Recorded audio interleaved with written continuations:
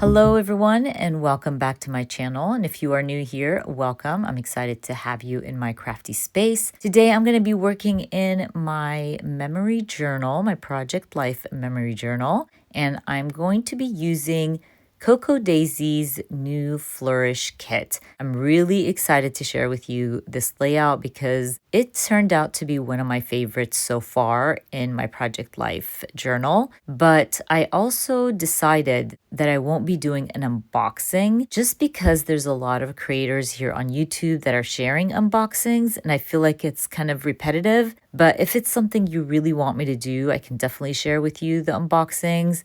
You guys know me, I love to create and I love to jump right into my kits. So I thought maybe you just want to see the process video.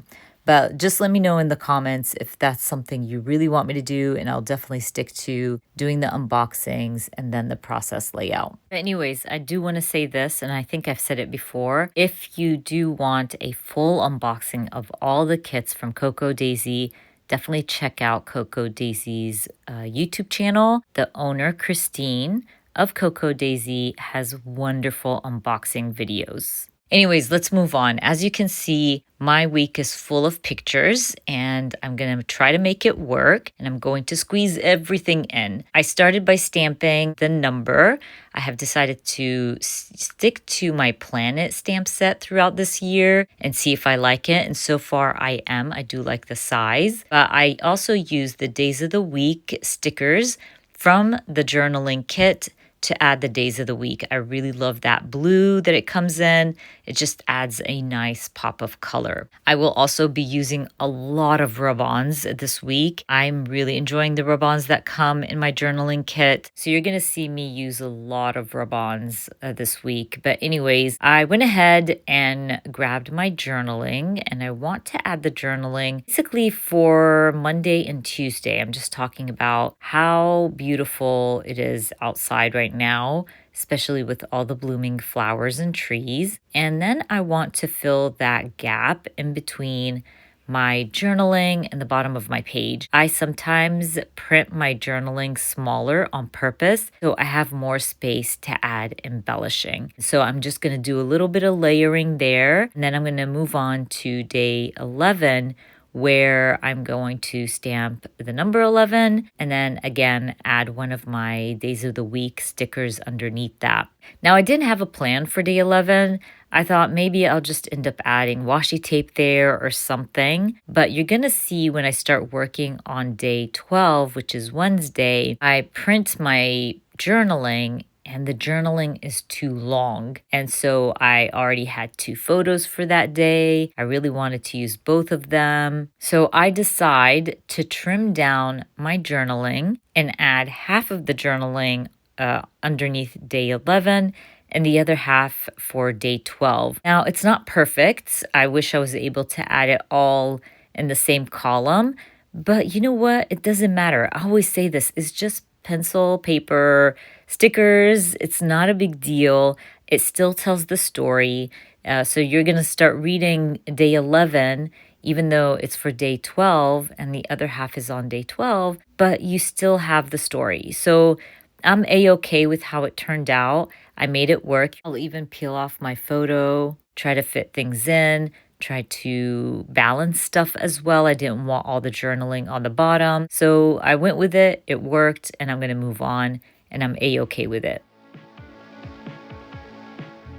This is where I decide to peel off my photo, stick down my journaling, and then I end up adding the photo to the bottom of the column, where it gave me some space between the journaling and my photo. And I go back to my rub-ons and fill that gap with some rub-ons, and it turned out pretty cool. But anyways, for day 12, by the way, I was talking about my shoulder again. I know, I've talked about my shoulder so many times in the past few weeks in my videos, but you guys, it's horrible, horrible, horrible.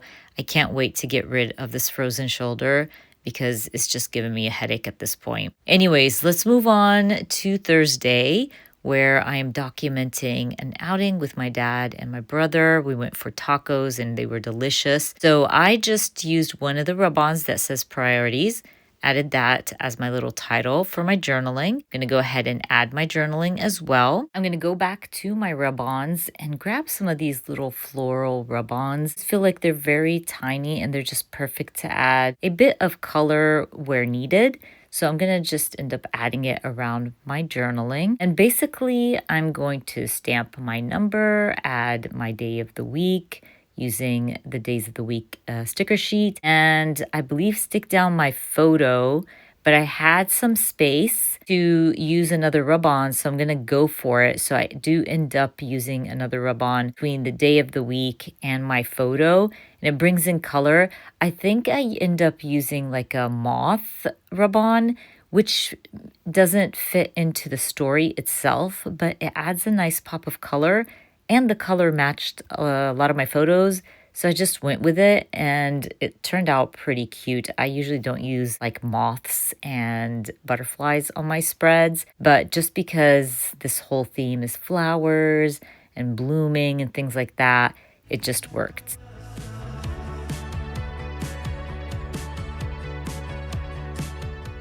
When I work in this journal, I do switch around where I have my photos. I first start by adding the photos, but I never stick to where I like set them in the beginning. They always move around. I always shift them around until I visually like where they are at on my spread.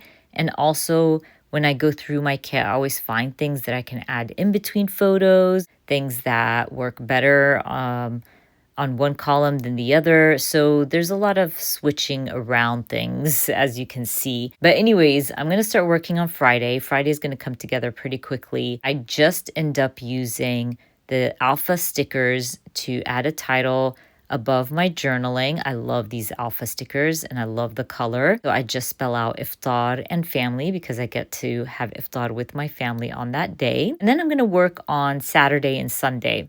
So I do this a lot where if I don't have a photo for Saturday or the photo for Saturday is not as important as the next day, I will focus on the big story and I'll take up 2 columns. And I'm fine with that. I think it really is about capturing the most important stories throughout the week. And this one was really, really important to me. So Laith has been training for months for this marathon. It's his first marathon with the Georgia Aquarium.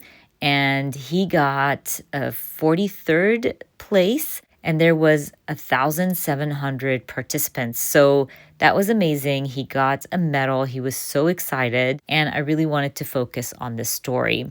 So I basically used some of the, I think it was stickers, if I'm not mistaken, that said reflections. And underneath it, I added happiness. Also be stamping my number and adding the day of the week sticker to fill in that little gap. Also, we'll have some space in that bottom corner once I add the journaling on the opposite side. So I go back to my sticker sheets and I found the perfect sticker. It said, "You will bloom if you take the time to water yourself," and it just was perfect for the story. So I end up using that large sticker to fill in that space, and it just filled out that space perfectly. Anyways, I will go back to my rub-ons. Like I said, I'm gonna be using a lot of rub-ons on this spread. I wanted to use the rub-ons to fill in some spaces.